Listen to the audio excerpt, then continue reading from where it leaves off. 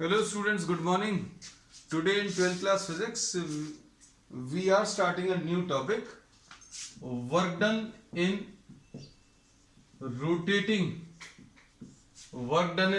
a magnetic dipole in a uniform magnetic field.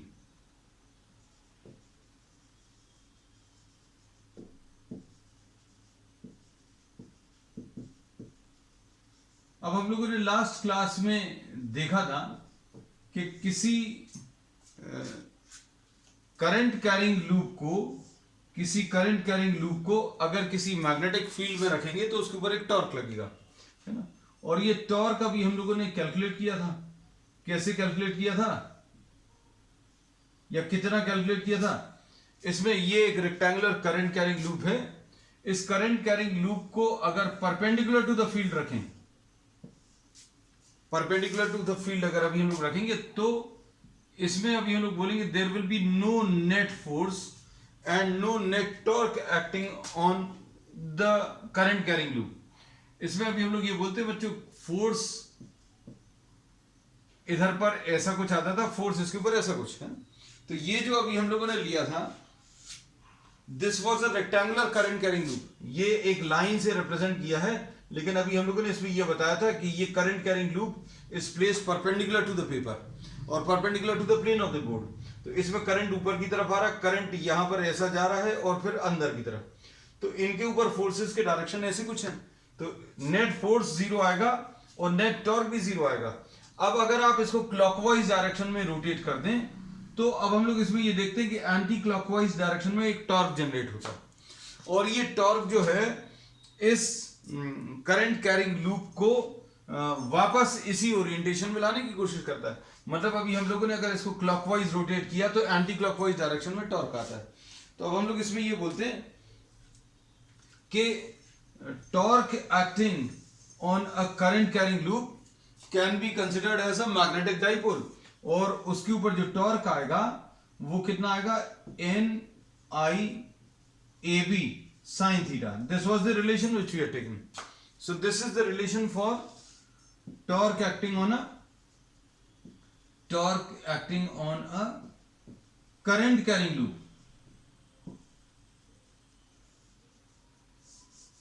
current carrying coil placed in a magnetic field. और ये कितना आ जाएगा, torque will be equal to NIAB sin theta। और इसको अभी हम लोग magnetic dipole moment, this was substituted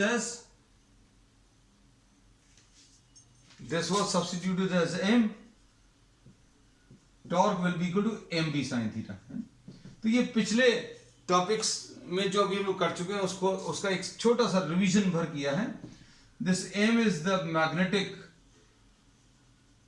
dipole moment. m जो है बच्चों क्या है, मैग्नेटिक डाइपोल मोमेंट है। और ये कितना आ जाएगा, N into I into A. तो ये मैग्नेटिक डाइपोल मोमेंट है। So every current carrying coil और a loop in a magnetic field acts as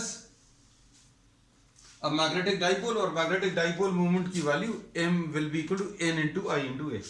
तो करंट कैरिंग कॉइल या current carrying loop acts as a magnetic dipole, मतलब magnetic dipole की तरह काम करेगा। मतलब उसमें दो पोल्स रहेंगे, मतलब नॉर्थ पोल और साउथ पोल रहेगा। और अब इसको अगर आप मैग्नेटिक फील्ड में रोटेट करने की कोशिश करेंगे तो वर्क करना पड़ेगा। और वर्क जैसे अभी हम लोग कैलकुलेट करते थे ट्रांसलेटरी मोशन में, F into ds, force into displacement. अब रोटेशन की अगर बात करें तो force will now be replaced by torque and ds will be replaced by d theta. So now what we do, we consider a small rotation d theta. Consider a small rotation. छोटा rotation क्यों लेते हैं? क्योंकि if you are taking a small rotation, अगर आप किसी dipole को rotate करें तो अभी हम लोग ये कहते हैं किसी डाइपोल को किसी मैग्नेटिक फील्ड में अगर रोटेट करें तो थीटा चेंज होगा, और थीटा अगर चेंज होगा तो टॉर्क चेंज होगा, और टॉर्क अगर चेंज होगा तो अभी हम लोग कहते हैं कि आप ये फॉर्मूला नहीं यूज कर सकते। So what we do, we consider a small rotation d theta, and for this small d theta, small D theta के लिए अगर छोटा सा रोटेशन अगर आपने लिया तो अब हम लोग क्या मान सकते हैं, torque can be assume to be what, constant. Torque को भी आप कांस्टेंट अज्यूम कर सकते हैं। तो अब हम लोग ये कहते हैं कि work done for the small rotation, this will be equal to what, tau into D theta. अब टॉ की वैल्यू कितनी है, m into b into sin theta। all these topics we have done in detail in the previous topics, है ना। तो इसमें अभी हम लोगों ने m का डायरेक्शन कैसे कैलकुलेट करते हैं, that we have not discussed and not at all required in this topic, है ना। तो अभी m कैसे कैलकुलेट करते हैं, n into i into a। Direction कैसे निकालते हैं, we use what, the right hand rule। this we have discussed in detail, है। और इसको फिर अभी हमने बोला टॉर्क का भी डायरेक्शन निकालने का तरीका है। जितने भी इनफैक्ट क्रॉस प्रोडक्ट हैं, उन सारे क्रॉस प्रोडक्ट में हम लोगों ने जो यूज किया था वो राइट हैंड रूल यूज किया था, curl of the fingers pointing in the direction of rotation from first toward second. M को आप बी की तरफ रोटेट करो, जैसा रोटेशन आएगा वैसा कर्ल ऑफ द फिंगर्स ले लो। Direction of the stretched thumb will give you the direction of torque, ऐसा कुछ है। एम कैसे निकालते हैं, एम निकालने का तरीका बहुत डिटेल में लिया है, लेकिन अभी हम शॉर्ट में बता दें कि एम डाइपोल मूवमेंट का डायरेक्शन निकालने का तरीका क्या है कि आप करंट कैरिंग लूप को इमेजिन करो that you are trying to hold और you are trying to grasp the coil with the right hand such that the curl of the finger points along the direction of current. अगर इसमें current ऐसा कुछ आ रहा है तो आप ऐसा कुछ पकड़ लो, अगर ऐसा कुछ आ रहा है तो आप ऐसा पकड़ लीजिए। So curl of the finger points in the direction of current, the direction of the stretched thumb will give you the direction of dipole movement, है ना। तो अब इसमें ये बोलते हैं कि अगर आप किसी करंट कैरिंग लूप को किसी मैग्नेटिक फील्ड में रखेंगे तो टॉर्क लगेगा, और अगर आप उसको रोटेट करोगे तो अभी हम लोग बोलेंगे some work will be done, कुछ वर्क करना पड़ेगा। क्यों? क्योंकि अभी हमने बोला नॉर्मल पोजीशन बच्चों ये वाली है, और नॉर्मल पोजीशन में ये रेस्ट पर रहेगा, this is the equilibrium position and this is the stable equilibrium position, है ना। ये अभी हम लोगों ने लिया था। और अगर आप इसको रोटेट करते हैं, अगर ऐसा कुछ ला रहे हैं, तो अभी हम लोग ये देखते हैं जैसे ही आप रोटेट करते हो तुरंत इसके ऊपर टॉर्क लगना शुरू हो जाता है। क्लॉकवाइज डायरेक्शन में रोटेट किया तो एंटी क्लॉकवाइज डायरेक्शन में टॉर्क लगने लगता है, और ये रोटेशन के अगेंस्ट आपको वर्क करना पड़ता है, सिर्फ इस टॉर्क के अगेंस्ट।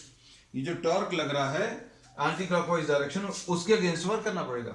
आपने ऐसा रोटेट किया और ये रिस्टोरिंग टॉर्क काम करने लगता है, तो इस रिस्टोरिंग टॉर्क के अगेंस्ट आपको वर्क करना पड़ेगा। और ये वर्क अभी हम लोग निकालेंगे छोटे छोटे पार्ट्स में।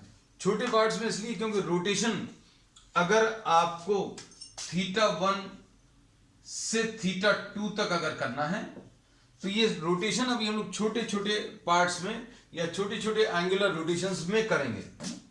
क्यों? इसका रीजन अभी हमने लिख दिया। तो अब देखो work done will be equal to tau into D theta, tau की वैल्यू रख दी mb sin theta into D theta, ये dw आ गया।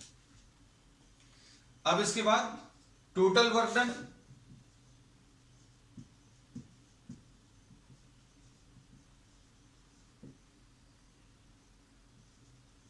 total work done in rotating the dipole यानी करंट कैरिंग लूप, यहां पर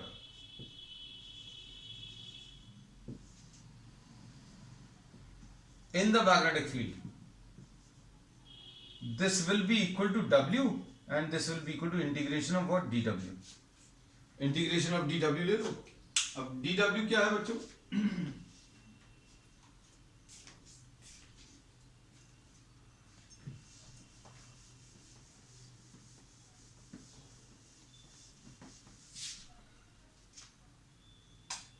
work will be equal to integration of dW is mb sin theta D theta. और ये rotation कहां से कहां तक लेना है? This rotation, this angular rotation is to be taken from θ1 to θ2, θ1 से लेकर θ2 तक। अब इसमें mb बाहर ले लीजिए, ये साइन थीटा आ जाएगा, ये डी थीटा आ जाएगा, और ये थीटा 1 और ये थीटा 2। अब साइन थीटा का इंटीग्रेशन कितना आ जाएगा, माइनस कॉस थीटा, और ये रोटेशन कहां से कहां तक है, from an initial orientation theta 1 to final orientation theta is equal to theta 2। इसमें दिमाग मत लगाना, क्योंकि साइन थीटा का इंटीग्रेशन जो है बच्चों माइनस कॉस थीटा होता है ना, तो ये फॉर्मूला ही है।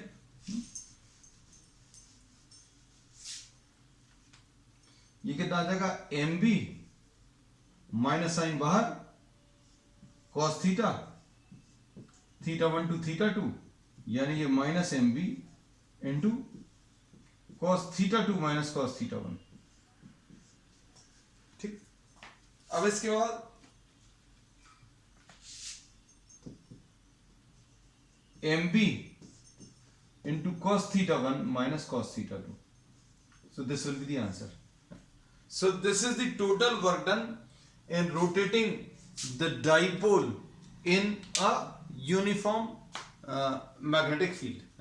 अब इसका मतलब क्या है, इसका मतलब भी समझ में आना चाहिए फिजिकली। इसका मतलब क्या है, सपोज कोई करंट कैरिंग लूप है और वो करंट कैरिंग लूप आपने एक मैग्नेटिक फील्ड में रखा है, मैग्नेटिक फील्ड की वैल्यू 1 टेस्ला है ना, area suppose 5 centimetre bye 10 centimetre है। अब इसमें जो करंट फ्लो कर रहा है इस करंट कैरिंग लूप में सपोज 2 एम्पियर्स फ्लो कर रहा है। अब इसको इस करंट कैरिंग लूप को theta 1 is equal to 30 degrees, theta 1 is equal to 30 degrees मतलब angle between area and magnetic field, ये 30 डिग्रीज है, और theta 2 is equal to 60 degrees तक रोटेट करना है, वर्क डन कैलकुलेट करना है। तो आप ये फॉर्मूला यूज करोगे क्या, M B into cos theta 1 minus cos theta 2। तो इसमें बी तो मालूम है बच्चों, बी कितना 1 टेस्ला, लेकिन एम जो है this is the magnetic dipole moment, और ये क्या होता है एन इंटू आई इंटू ए, ये ध्यान रखना।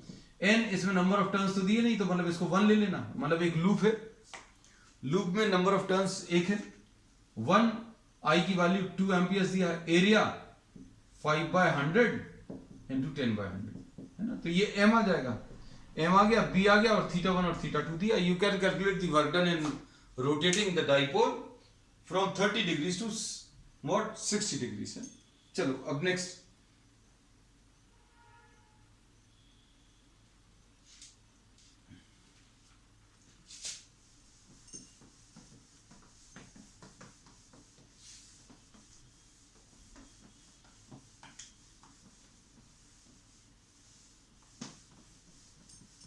नेक्स्ट टॉपिक बच्चों इसमें पोटेंशियल एनर्जी।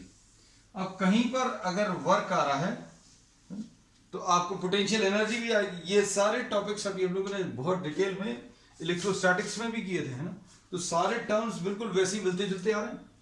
तो अब इसमें अभी हम लोग नेक्स्ट टॉपिक ले रहे हैं potential energy of a magnetic dipole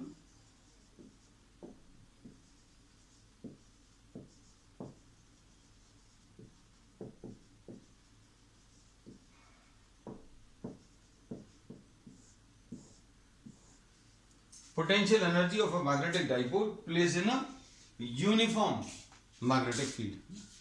अब इसमें पोटेंशियल एनर्जी के लिए अभी हम लोग क्या करते हैं, एक स्टैंडर्ड पोजीशन डिफाइन करते हैं। जैसे अभी हम लोगों ने potential energy of a 2 charge system बताया था, potential energy of a dipole भी बताया था। तो अभी हम लोग यही कहते थे, work done in moving a charge from infinity to the given location.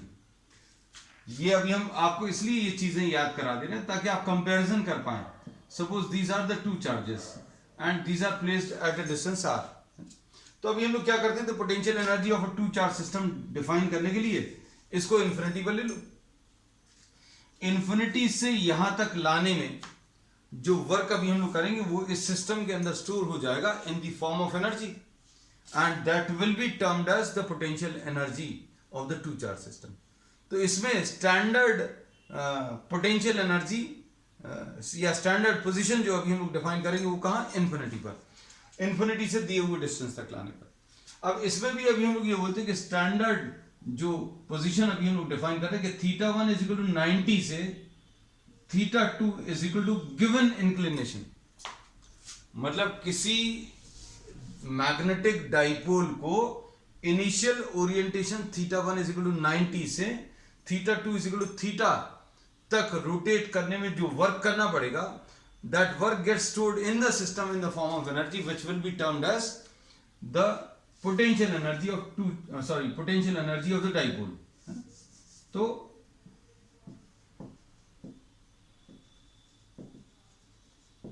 work done in rotating the dipole from θ1 is equal to 90 to θ2 is equal to theta. Work done in rotating the dipole, इसको अभी हम लोग potential energy बोलते हैं। ठीक, अब ये कैसे निकालेंगे? तो ये निकालने का तरीका बिल्कुल वैसे ही है बच्चों। कैसे? This will be equal to work done will be equal to what? Integration of D W मतलब M B sine theta D theta, और कहां से कहां तक? θ1 इज इक्वल टू 90 से लेकर θ2 इज इक्वल टू थीटा तक। अब इसमें क्या चीज कॉमन लेकर बाहर कर सकते हैं?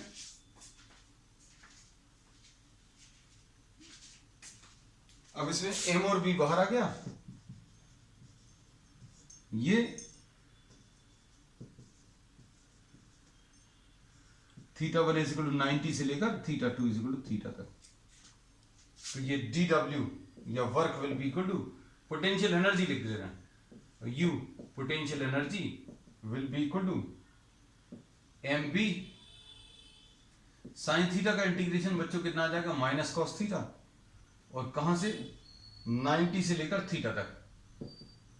ये माइनस एम बी आ गया और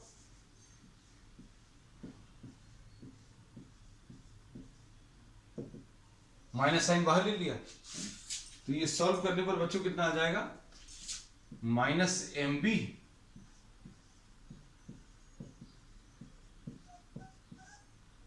और cos 90 की वैल्यू कितनी आ जाएगी? 0। So this will be minus M B cos theta, यानी कि minus M dot B. So this is the expression for what? Potential energy of a magnetic dipole place in a uniform magnetic field.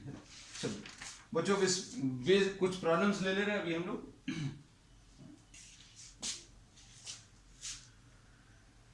Magnetic dipole movement के या torque के और potential energy के।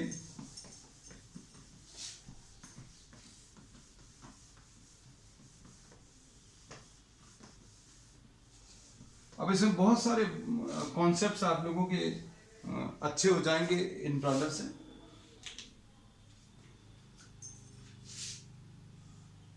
बहुत सारे problems अभी आपको सब उस डायरेक्शंस शो करने के लिए ये आज का बच्चों question number 1। A uniform magnetic field you are having. Magnetic field जो है बच्चों 5000 गॉस है। इसको अभी हम लोग टेस्ला में चेंज कर सकते हैं। अगर B 5000 गॉस है तो this can be change as 5000 into 10 to the power of -4 t tesla में। तो ऐसा यूनिट पे अभी हम लोग ने चेंज कर लिया। और ये जो मैग्नेटिक फील्ड है this is acting along the z direction, और z डायरेक्शन बच्चों ये वाला है। सो this is the direction of B। अब इसके बाद एक रेक्टेंगुलर कॉइल दिया है जिसका size 5 centimetre bye 20 centimetre. Size आपको रेक्टेंगुलर कॉइल का ये 5 सेंटीमीटर बाय 20 सेंटीमीटर। अब इसमें आपको टॉर्क कैलकुलेट करना है। अब इसमें देखना, हम आपको इसमें बहुत सारे केसेस बनाकर दिखा देंगे हैं ताकि कॉन्सेप्ट्स क्लियर हो जाएं। इसमें 5 सेंटीमीटर बाय 20 सेंटीमीटर ये है बच्चों। ये एक्स डायरेक्शन है, ये वाई डायरेक्शन। अब देखो इसमें करंट जो है सपोज ऐसा कुछ फ्लो कर रहा है, ठीक, और करंट की वैल्यू बच्चों इसमें सपोज 10 एम्पियर्स है, I is equal to 10 amperes. अब टॉर्क का फॉर्मूला क्या होता है? Torque is equal to M cross B. सबसे इंपॉर्टेंट चीज क्या है? M will be, torque will be equal to what? M cross B. अब बी इसमें किस डायरेक्शन में बच्चों? B is along the Z direction. अब एम क्या होता है? एम होता है एन आई ए, है ना। अब नंबर ऑफ टर्न्स तो दिए नहीं है तो एम को अभी हम लोग क्या लिख देंगे? आई इंटू ए। अब इसमें अभी हम लोगों ने बोला कि सबसे पहली चीज तो यह है कि आपको इस एम का डायरेक्शन बताना है। अब एम का डायरेक्शन कैसे बताते हैं? आप फिंगर्स को कर्ल करो। कैसा कर्ल करना है? You try to grasp this current carrying coil with your right hand. आप ऐसा इमेजिन करते हो कि आप इसको पकड़ रहे हैं with your right hand such that the curl of the finger points in the direction of current. Curl of the finger points in the direction of current, ठीक। अब कर्ल ऑफ द फिंगर्स ऐसा तो ले नहीं सकते, क्योंकि अगर ऐसा लेंगे तो ये क्लॉकवाइज, लेकिन ये एंटी क्लॉकवाइज डायरेक्शन, तो ये एंटी क्लॉकवाइज डायरेक्शन में अभी हम लोगों ने ले लिया। तो बच्चों ये जो है एम का डायरेक्शन आ जाएगा। तो एम का डायरेक्शन निकालने का तरीका याद रखना, क्योंकि अब बहुत सारे केसेस इसमें लेने वाले हैं। इसमें ये पता चल गया कि ये इस डायरेक्शन में। अब ये वाला डायरेक्शन कौन सा है? ये तो y है, ये z है। ये y है, ये z है, तो मतलब ये x डायरेक्शन है। ये वाला डायरेक्शन कौन सा है बच्चों? ये x डायरेक्शन है। तो अब हम लोग इसमें क्या देखेंगे? देखना, I तो मालूम है, I 10 एम्पियर है। एरिया बच्चों 5/100 इंटू 20/100। अब m को वेक्टर टर्म्स में अगर आपको बताना है तो वेक्टर टर्म्स में भी हम लोग बता सकते हैं एरिया का डायरेक्शन कैसा है। एरिया का डायरेक्शन बताने के लिए अभी हम लोग बोला राइट हैंड कर्ल रूल का यूज करो। आपने ऐसा इमेजिन किया कि आप इस करंट कैरिंग कॉइल को पकड़ रहे हैं सच that the curl of the finger points in the direction of current. तो ये डायरेक्शन ऑफ द थंब किस डायरेक्शन में आ जाएगा? ये y है, ये z है, तो ये वाला डायरेक्शन x आएगा। अब ये x है तो x डायरेक्शन को अभी हम लोग कैसा लिखते हैं? x डायरेक्शन को अभी हम लोग I लिख देते हैं बस। उसके बाद b कितना है? तो b बच्चों है 5000 इंटू 10⁻⁻⁴। किस डायरेक्शन में है बच्चों? z डायरेक्शन में। तो z डायरेक्शन में अभी हम लोग k लिख दे रहे हैं। अब आसान हो गया। कैसा हो गया? ये m की वैल्यू बच्चों कितनी है? m लिख लो 10 इंटू 5/100 इंटू 20/100। ये आ गया I क्रॉस b। b कहां है? b ये लिखा हुआ है। इसमें k पहले लिख ले रहे हैं क्योंकि वेक्टर्स का क्रॉस प्रोडक्ट होता है।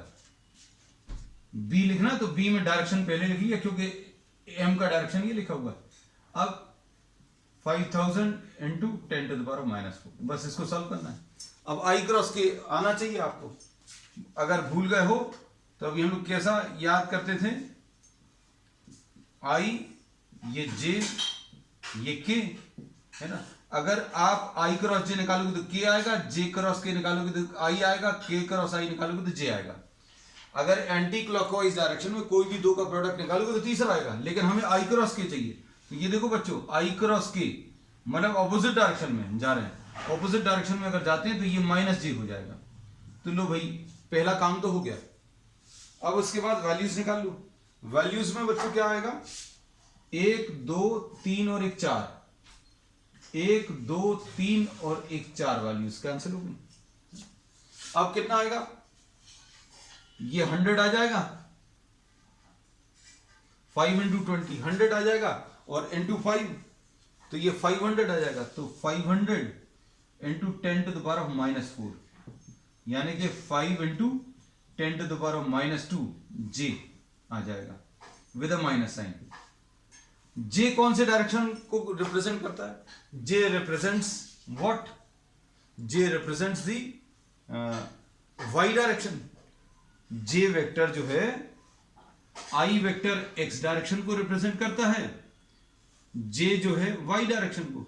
तो ये यहां पर जो आया बच्चों, क्या आया, माइनस जे आया।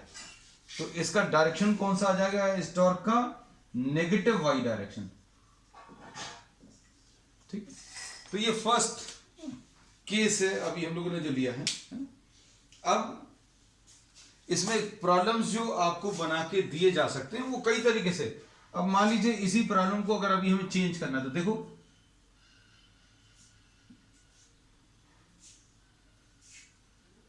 ऐसा रख दिया, will this make any difference in the calculations. अभी जो करंट कैरिंग लूप है वो वाईजेड प्लेन में पहले भी रखा हुआ था, अभी भी वाईजेड प्लेन में ही है ना।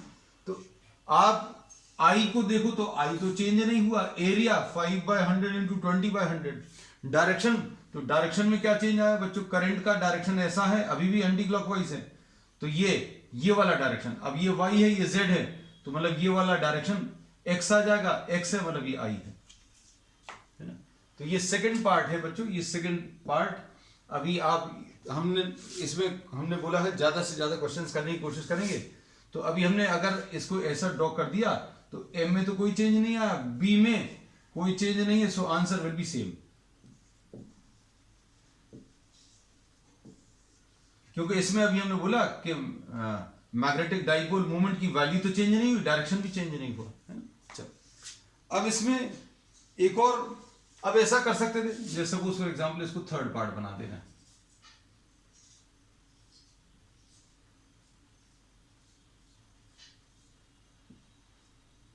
ऐसा ले लिया तो क्या होगा,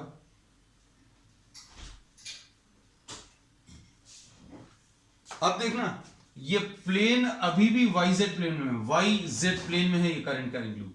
अब ये डायरेक्शन कौन सा रहेगा, एरिया का, ये डायरेक्शन अंदर की तरफ, ये वाई है ये जेड है, तो अंदर की तरफ क्या आ जाएगा, minus x direction.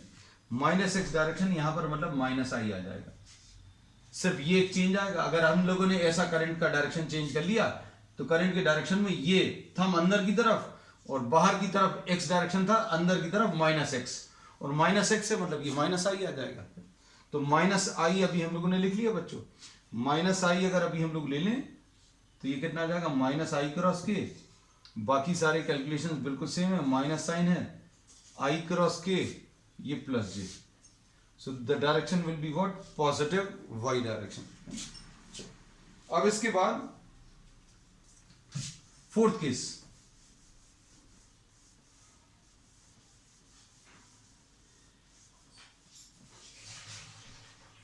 Fourth case में देखना बच्चों, अब क्या करने वाले हैं फोर्थ में, कुछ चेंज। ये y डायरेक्शन था, ये z था, ये b था। b की वैल्यू बच्चों कितनी, 5000 गॉस था, इसमें कोई चेंज नहीं है।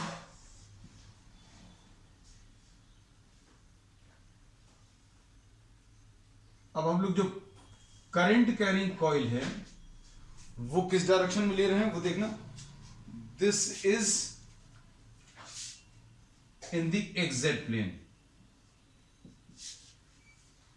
This is in the exact plane है। अब देखो क्या चेंज आएगा, किस में चेंज आ जाएगा, क्या कैलकुलेशन में चेंज आएगा कोई, तो बच्चों नंबर्स तो वही सारे मल्टीप्लाई हो रहे हैं।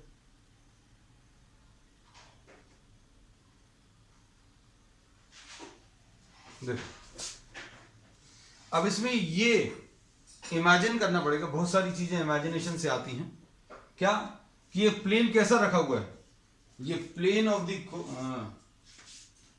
कॉइल जो है वो कैसा है, इसमें अभी तक ये ऐसा रखा हुआ था, अब ये ऐसा रख दिया, मतलब ये वाली जो एज है, ये z एक्सिस पर है, और ये वाली जो एज है वो x एक्सिस पर है। मतलब now this is placed in the exact plane, ऐसा कुछ है। और इसमें करंट ऐसा कुछ जा रहा है, ये देखो करंट ऐसा कुछ जा रहा है। तो बहुत सारी चीजें अभी हम लोगों ने बोला आपको इमेजिनेशन पर रहेगी कि ये जो प्लेन रखा हुआ है अब वो परपेंडिकुलर टू द बोर्ड और perpendicular to the paper in your case ऐसे रखा हुआ है। ये करंट कैरिंग लूप जो है that is place perpendicular to the paper, और इसमें करंट जो है क्लॉकवाइज ऐसा कुछ जा रहा है। क्लॉकवाइज तो नहीं बोलेंगे क्योंकि क्लॉकवाइज एंटी क्लॉकवाइज तो डिपेंड करेगा किसके ऊपर कि कहां से आप इसको देख रहे हैं। तो अभी हम लोगों ने बोला करंट इसमें ऐसा कुछ जा रहा है, तो कर्ल ऑफ द फिंगर्स आप ले लो। ये कर्ल ऑफ द फिंगर्स अगर आपने ऐसी ले ली तो करंट की डायरेक्शन में अगर आपने कर्ल ऑफ द फिंगर्स ले लिया तो ये डायरेक्शन ऑफ स्ट्रेस थंब जो है नेगेटिव वाई डायरेक्शन, क्योंकि ये वाई डायरेक्शन है मतलब ये नेगेटिव वाई डायरेक्शन है ना। तो एरिया की वैल्यू तो बच्चों वही आएगी, लेकिन इसका डायरेक्शन कहां रहेगा, नेगेटिव वाई। तो अब हम लोग इसमें इधर लिख दे रहे हैं एरिया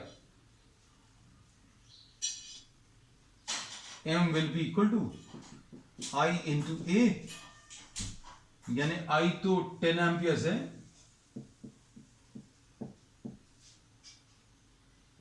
10 एरिया कितना है 5/100 इंटू 20/100, और इस M का डायरेक्शन क्या आ गया बच्चों, नेगेटिव वाई डायरेक्शन यानी -j। बाकी और किसी चीज में चेंज, तो बाकी किसी और चीज में कोई चेंज नहीं है। तो टॉर्क बच्चों कितना आ जाएगा, torque will be equal to M cross B है ना। अब इसमें M में सिर्फ यहां पर ये -j आ गया, मैग्नेटिक फील्ड तो वही है। अब J क्रॉस K कैसा आएगा बच्चों, J cross K, J cross K minus sign के साथ, अब J क्रॉस के I आ जाएगा है ना। तो J cross K will be what I। Calculation सारे बिल्कुल वही हैं, ये माइनस साइन बाहर ले चुके हैं और ये J क्रॉस के I आ गया, तो ये -5 इंटू 10⁻⁻2 I, मतलब इसका डायरेक्शन क्या आ जाएगा, नेगेटिव x डायरेक्शन। अब इसके बाद नेक्स्ट केस ले रहे हैं।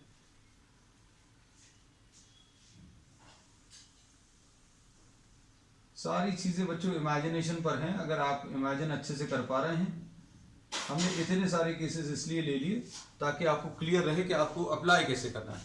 अब देखो इसमें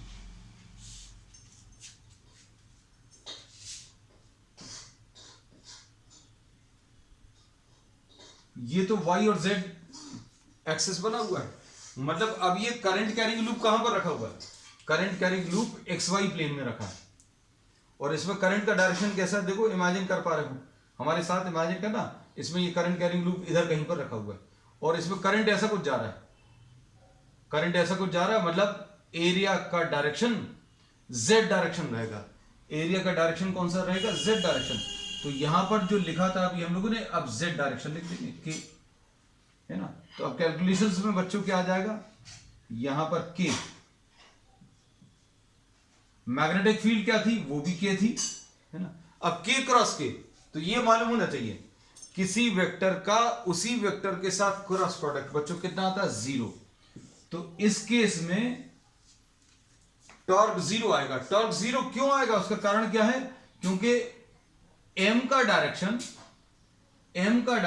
भी यही है और b का डायरेक्शन भी बच्चों ये ही है ना। मतलब थीटा की वैल्यू इस केस में कितनी आ जाएगी, theta will be equal to 0। और थीटा अगर 0 है तो अभी आप डायरेक्टली भी ये सब कैलकुलेशन ना करके आप डायरेक्टली भी लिख सकते हैं M B sine theta, theta की वैल्यू 0 तो ये 0 आ जाएगी, ठीक है। तो ये बच्चों कौन सा केस था, ये शायद चौथा या पांचवा केस था, है ना? हमने नंबर्स नहीं डाले। अब देखो नया क्वेश्चन हम इसी में चेंज करते जा रहे हैं, क्योंकि अभी हमारी कोशिश ये है कि ज्यादा से ज्यादा वैरायटी डिस्कस कर लें। अब इसमें देखो कैसा आ जाएगा, इसमें m का डायरेक्शन अंदर की तरफ आ जाएगा।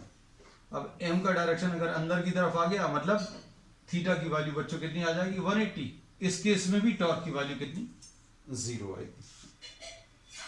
चलो बच्चों आज के लिए इतना ही। We will continue with the next topic on the next time. That's all for today.